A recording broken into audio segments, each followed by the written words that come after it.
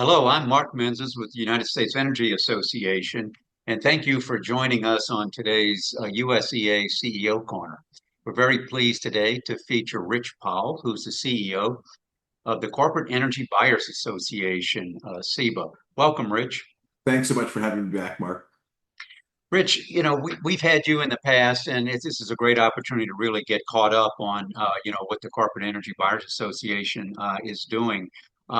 And as I've mentioned before, this is sort of a unique trade association. Tell us a little bit about, your organization, who you represent, and what's your mission. Well, first, let me just say a big thanks to you and USEA for the amazing partnership here in DC in all our efforts to educate policymakers and the broader public about the importance of these energy issues. So huge thanks to you. Just really quickly, CEBA is the business association that represents the very large electricity buying community here in the United States and increasingly around the world. We have about $38 trillion in market cap in the membership. And if you buy a lot of American electricity and increasingly a lot of global electricity, you're probably a member of CEBA. So we represent all major sectors from high tech and advanced manufacturing to global scale retailers to major agricultural companies, petrochemical and oil and gas companies, anybody who buys very large amounts of electricity to power their operations. The reason that that's a little bit unique as a trade association is that most trades here in town represent something that people sell. We represent something that people buy. But everybody's come together, united for the common cause of low cost, reliable, carbon emissions free electricity systems, both here in the United States and increasingly around the world for our supply chains. So your job is actually to help educate policymakers on like removing barriers to entry, or rather removing, if there is, or to create incentives to create that which your buyers want. Why don't you Indeed. talk a little bit about Indeed. what that's like, Indeed. navigating through these policy arenas, whether it's the regulatory process or Congress? Well, it's a complex time in the policy landscape here in DC, not the least of which because it's an election year, which always makes things even more complicated than usual. And obviously because we're back into a period of electricity demand growth in the United States after 20 years of sort of stasis, when really economic growth and electricity demand growth decoupled, and that was a good thing. It allowed our economy to become a lot more efficient. It allowed electricity prices to go down while supply remained stable and the grid became increasingly carbon emissions free. That period is now over. So electricity load growth is now back with the vengeance. And so we've handled this kind of thing before, but it was in the 1990s and the 1980s. So the system's a little rusty in terms of growth.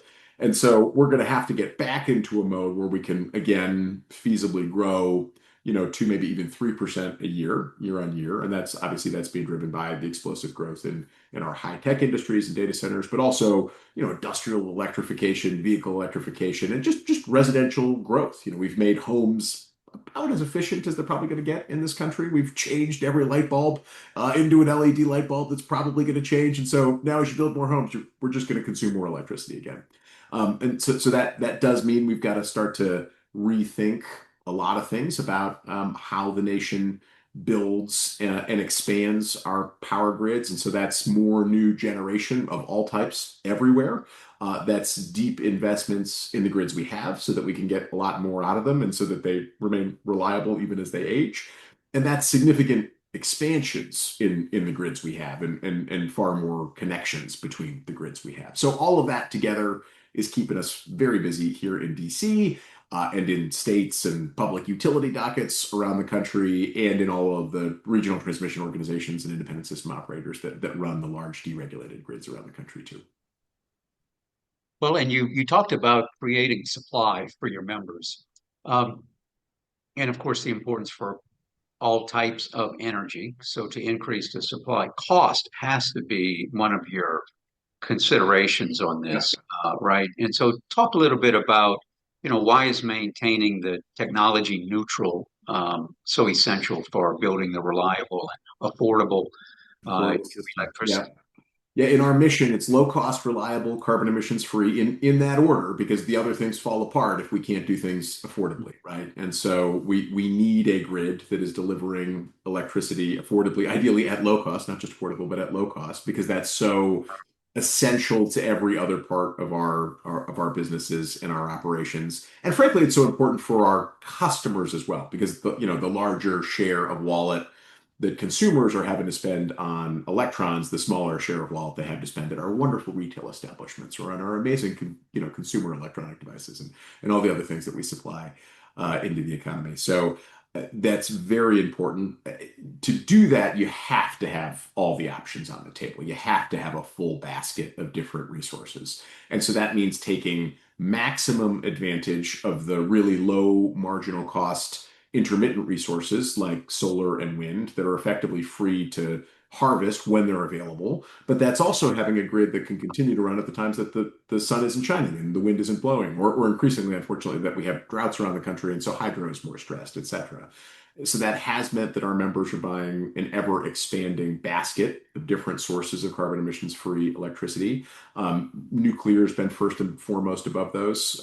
We just released our 2025 deal tracker a couple of weeks ago, and it shows that nuclear is now definitively, by capacity, the number two resource that we're contracting for in the mix after solar. And interestingly, if you change those capacity numbers into generation numbers, solar and nuclear are about neck and neck now in terms of what our members buy. And of course, we buy it by the megawatt hour, so they are neck and neck.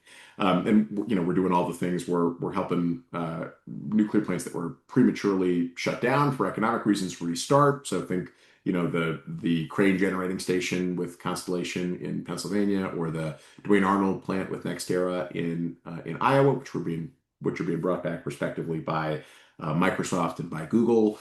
That's expansions of the nuclear plants that we have today. So Meta has made some really deep investments in plants with Vistra in Ohio and Pennsylvania to expand the output of those plants. And then it's also next generation reactors, really exciting stuff. So advanced reactor technologies that are being brought online. I can nerd out about this stuff all day, but high temperature gas reactors and sodium cooled fast reactors and all kinds of stuff. Those are kind of more 2030 technologies than today. Our members also made very, very large investments in expanded and extended hydropower last year with our friends at Brookfield renewables. Geothermal is coming on hot, pun intended, in the next couple of years. I think we'll see gigawatt scale geothermal developments that our members contract for in the coming years. So and even gas with carbon capture is now increasingly seen as a part of the mix. Google made the first large scale power purchase agreement in that technology last year at a plant in Illinois, and I expect many more of our members will follow that with investments in gas with CCS. So you really need to take an approach that covers all of these different technologies. You could have a preference for carbon emissions free, but you got to make sure that everything is included in that. And Rich, you mentioned these different fuel sources, and most that you described do have energy tax credits, in effect. And I noticed that your organization had released a recent study basically pointing out that tax credits, are repealed. You have job issues, you have impact on GDP. Can you talk a little bit about what your study found? Sure. We released this last year, sort of in the midst of the conversation around the One Big Beautiful Bill and whether those tax credits should continue for various technologies.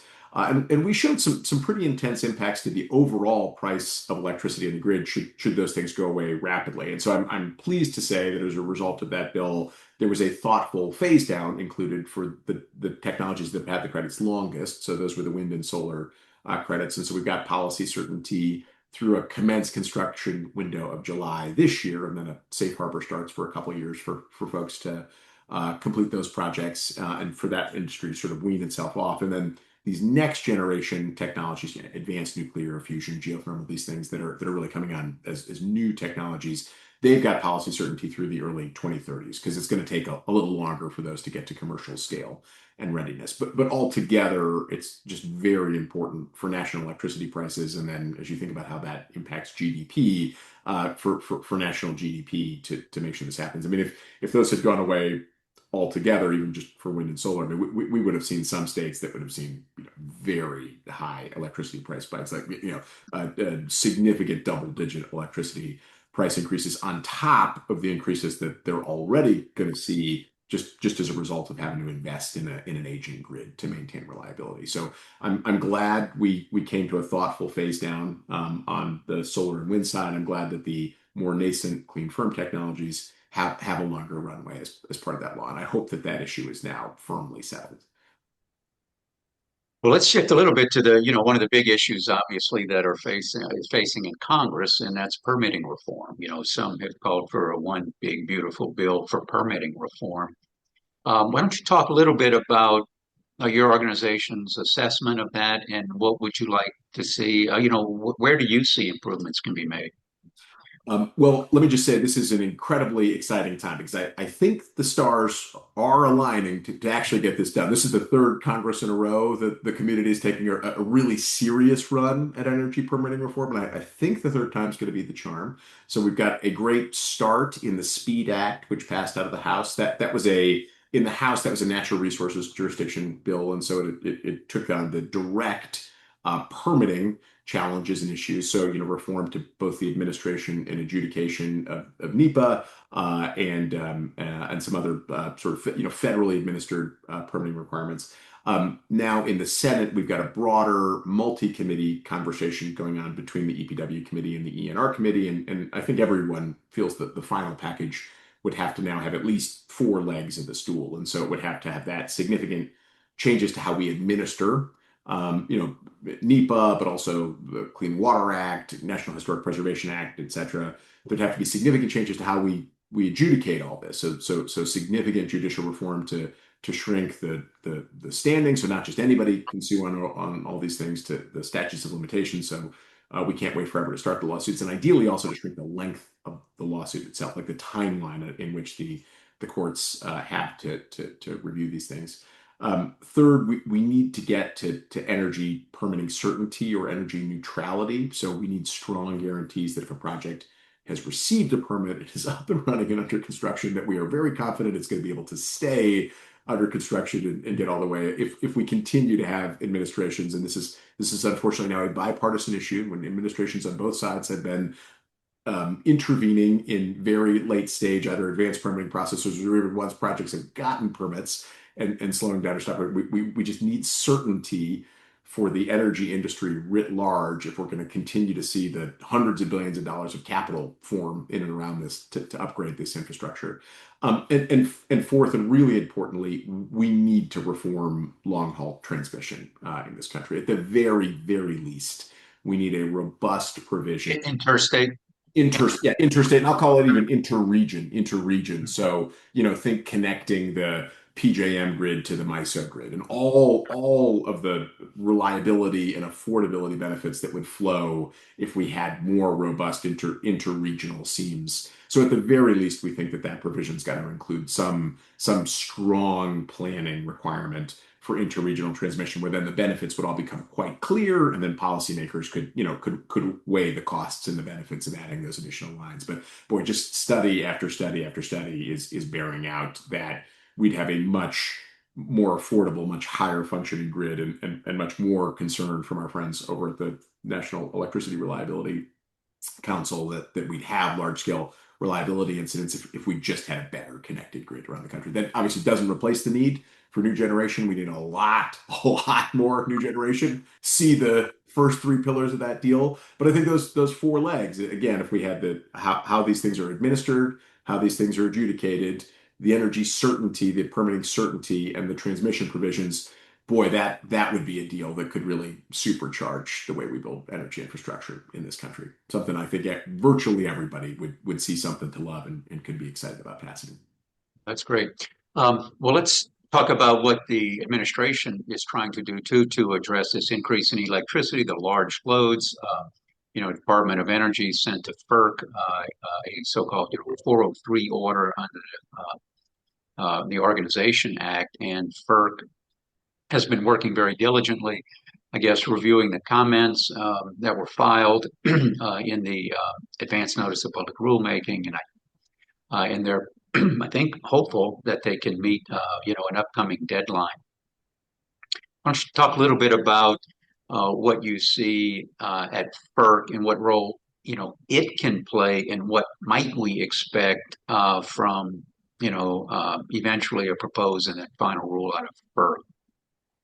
Absolutely. Well, so just to take a step back, the reason, the motivation for this is primarily the very large load, especially the very large national security relevant load, which includes but is not exclusive to the building of new data centers, often for AI infrastructure, and then probably also the related, semiconductor manufacturing and other, advanced manufacturing. I'm now firmly putting on that list aerospace and defense advanced manufacturing, as it's becoming increasingly clear that we've got to greatly expand that as well. And so it's looking around at the reality today that on grids around the country, not only are we having a problem bringing new generation onto those grids with very, very long interconnect queues on the generation side, but increasingly that we are also seeing really long delays connecting new load onto those grids. And so we have members that are, trying to put new high-tech infrastructure onto grids that are being quoted 7, sometimes 12 years to when that grid would be ready to handle a new, very large multi-hundred megawatt or even gigawatt scale load. The answer cannot be in our country in a desperate race for AI supremacy, with China desperately trying to rebuild our aerospace and defense arsenal, given the tragic conflict in the Middle East, desperately trying to make sure that we reshore strategically important industries like semiconductor manufacturing. The answer can't be that you got to wait 7 years to get a semiconductor fab up and running, or a high-tech data center up and running, or a new arsenal up and running. And so the ANOPR takes on that challenge and says, well, under what conditions could a large, strategically important load of some kind get connected faster? And should we have a national system as opposed to the incredibly balkanized system we have in states and RTOs and utility contexts around the country for interconnecting those very large, significant loads? We did weigh in on this on behalf of the large electricity buying community. We shared a couple of important points. One, we think technology neutrality in this and industry neutrality is really important. So it's about the size and quality of the load. It's not about saying, well, this should only be for data centers or only semiconductor facilities, because there's actually a lot of different kinds of very large loads coming into our system. Sometimes people get really myopically focused on the data centers, and they're big and important, and obviously the majority of the new load that's coming on, but we can't forget about all the other folks. Two, we do need to focus to set this bar pretty high, because I think there's obviously significant concerns about energy federalism, and we don't want to stretch too far down into loads and get too many of those interconnections around the country involved in a more kind of federalized or FERC-directed system, because that could then create its own backlogs and challenges and all that stuff. You might just be moving backlogs in one place into a federal backlog, which might not help at all. And then third, I think we just need to be really thoughtful about the additional requirements that we add on to new load side connects in order to get access to the system. And so we're seeing some success around the country in adding smart, thoughtful requirements for folks coming in. So things like bring your own capacity requirements into systems, or flexibility requirements on some of these loads into systems. We just think if you're going to do that, first, especially if you're going to do things like take or pay requirements for the power that you're going to have coming into that system, that should be really thoughtful, and it shouldn't remove, for example, the incentive for facilities to become more efficient over time. If you were required somebody to always pay for 90% of the power, for example, that they were contracted for, there's literally no incentive for that facility to become more efficient, and ideally come down to 60% of that, so that would free up that capacity for other folks in the system. We also want to make sure that flexibility requirements or bring your own capacity requirements are very, very broadly defined. So we focus on the performance that we want to add into grids, as opposed to any specific technologies or specific approaches. That's probably enough nerding out about the ANOPR Well, on that for the listeners here. But if you want to learn more about any of that, please come and visit us at CEBA.org, and you can see our filing and our suggestions into the ANOPR process. But I do think it's a place where the administration now they've been working pretty hard on this. They released a big plan around PJM and how PJM was going to deal with its capacity shortfalls. The president led the White House Ratepayer Protection Pledge in all this. Obviously, they've got the ANUP up and running. They've made very significant reforms to the administration of NEPA over at CEQ. So they have been busy on this front, trying to get this system moving a heck of a lot faster than it has been, and we're grateful for that very active leadership. Well, I know we're all looking forward to seeing what FERC will come up with. And it strikes me that the other element is speed to power, and so certainty. We talked about this earlier on what Congress is looking at, but it seems too that FERC also appreciates the fact that getting the permitting together, whether you're in an RTO or somewhere else, that you've got to be able to bring some certainty. And it seems that those that are creating the demand appreciate that and are willing to also help change, some of the processes so that, as you said, we remain competitive, from other nations as being a leader in the data center and electrification of our economy, and of course, advanced manufacturing. So that's important for any number of things, including the semiconductors, but critical minerals and materials, as well. So Everything needs electricity. Every moment of reindustrialization we take in this country is more load on the electricity system. mhm. And that's Well, good. That's good. That's good. yeah, yeah, no, it is good. And I mean, again, it reflects that your organization is impacted by all of these policy issues that the energy industry has been looking at.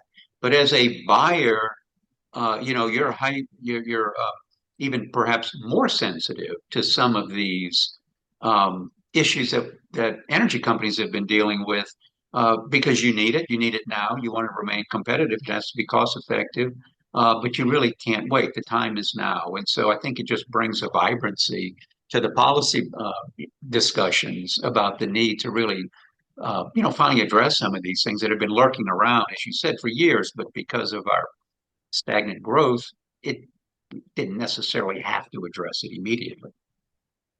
Well, this has been a fantastic discussion. Let's talk a little bit about uh, the look to the future, right? The United States Energy Association has partnered, with America's 250th to recognize where we've come, where we are, and looking to the next 250.